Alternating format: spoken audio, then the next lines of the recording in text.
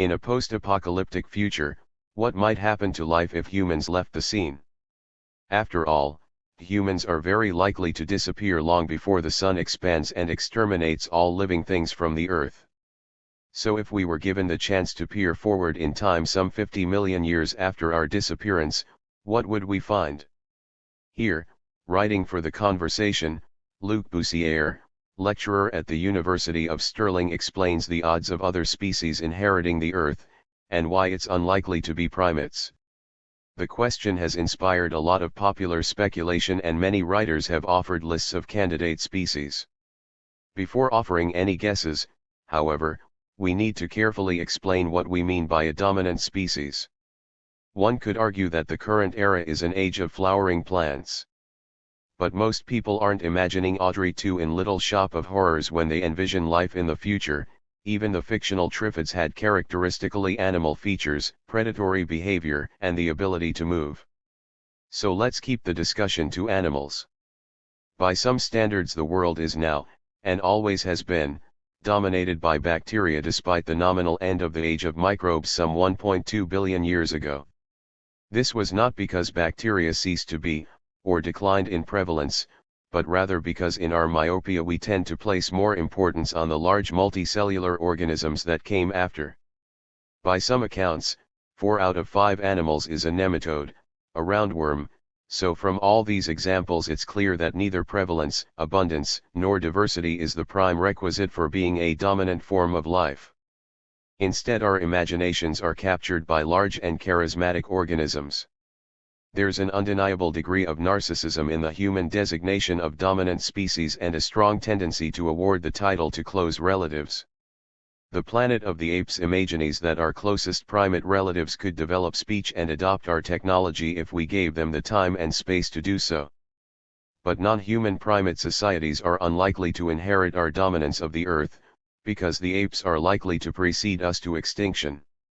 We are already the only living hominid that's conservation status is not endangered or critically endangered, and the kind of global crisis that would extinguish our species is unlikely to spare the fragile remaining populations of the other great apes.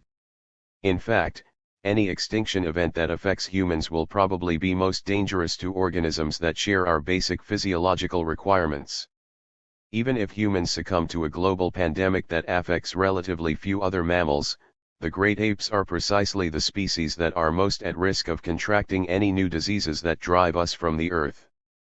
Will another, more distant, relative develop intelligence and human-like society?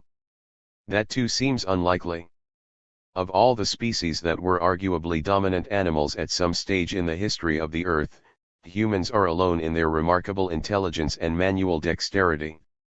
It follows that such traits are neither requirements for being dominant among animals, nor particularly likely traits to evolve. Evolution does not favor intelligence for its own sake, but only if it leads to higher survival and reproductive success. Consequently, it's a profound mistake to imagine that our successors are likely to be especially intelligent or social creatures, or that they will be capable of speech, or adept with human technology. So what can we safely speculate about the dominant species, some 50 million years after humanity? The answer is both dissatisfying and thrilling all at once.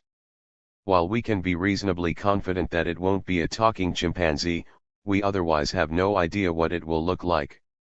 The world has seen a number of mass extinction events in the course of its history. The diversification of life following each event was relatively rapid, and the adaptive radiation of new species produced new forms, including many unlike the ancestral lineages that spawned them after surviving the prior extinction. The small shrew-like creatures that scurried beneath the feet of dinosaurs in the late Cretaceous period looked very different to the cave bears, mastodons and whales which descended from them during the age of mammals. Likewise, the reptiles that survived the late Permian extinction some 250 million years ago, which killed off 90% of marine and 70% of terrestrial species, did not clearly foreshadow the pterosaurs and dinosaurs and mammals and birds that descended from them. In Wonderful Life, The Burgess Shale and the Nature of History, the late Stephen Jay Gould argued that chance, or contingency, as he called it, played a great role during the major transitions of animal life. there is room to argue about the relative importance of contingency in the history of life, which remains a controversial subject today. However, Gould's insight that we can hardly foreshadow the success of modern lineages beyond a future extinction is a humbling reminder of the complexity of evolutionary transitions. So while it may be possible that, as many have speculated, the ants will take over the Earth from us, we can only imagine what their dominant ant descendants will look like.